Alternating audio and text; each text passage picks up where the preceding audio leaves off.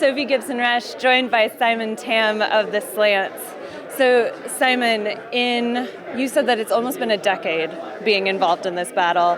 In January, you went to the Supreme Court, and not too long after that, you came out with an EP, The Band Who Must Not Be Named. How do you go back to the studio to make music after being so involved in the legal world?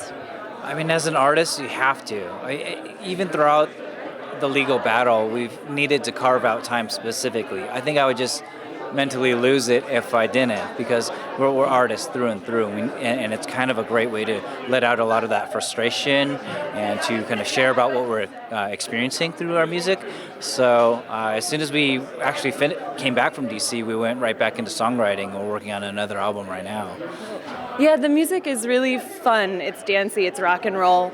I know that all of you have been involved in a very political battle, but would you say the music as it stands alone is political music?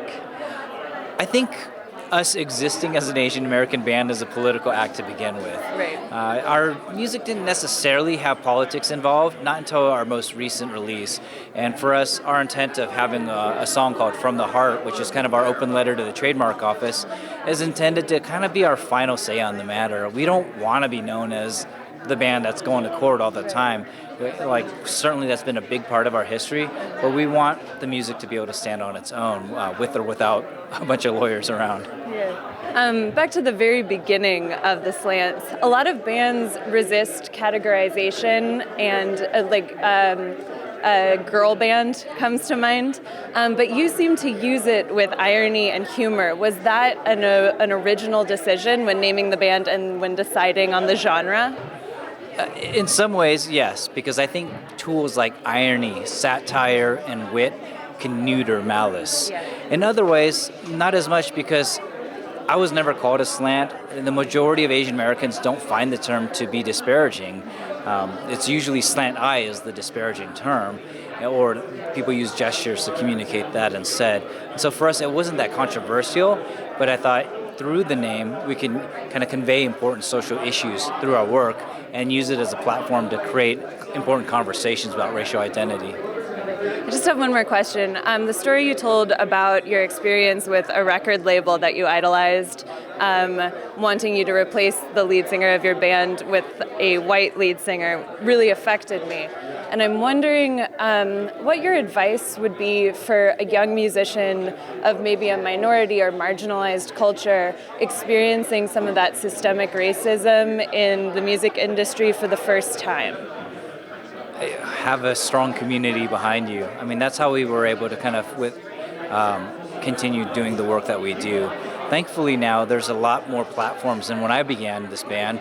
Now people can have more opportunities to kind of publish their own music and go direct to iTunes and Spotify and kind of create their own labels to create their own path forward. Yeah, I had that really awkward and kind of dehumanizing experience, but in the end, I was able to prove them wrong. I mean, this year we were covered in Rolling Stone 4 times and Pitchfork and Spin and all that. So I still wish I had his contact info. I'd be like, in your face. But you got to persevere, and having a great group of people behind you who can support you is important. Thank you so much, Simon. This is Simon Tam of the Slants. They're playing here at the Law School tonight. Go see it.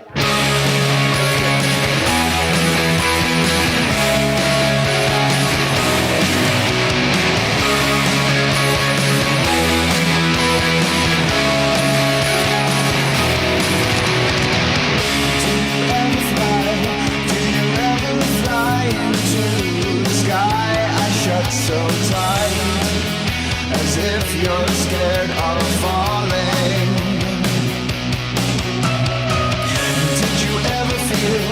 Did you ever feel like liquid hitting concrete floors, cold and wet and grimy?